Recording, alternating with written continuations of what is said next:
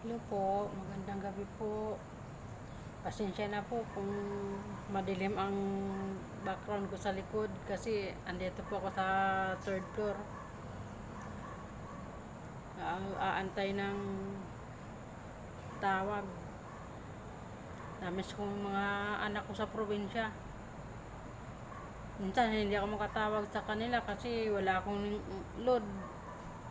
Minsan pag nagsasahod ako kahit piso wala kang natitira sa sahod ko.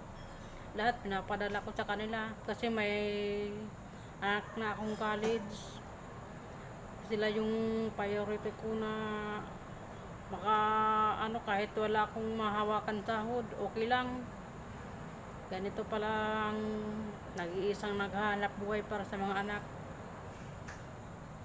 Pero kung hindi pa nawala yung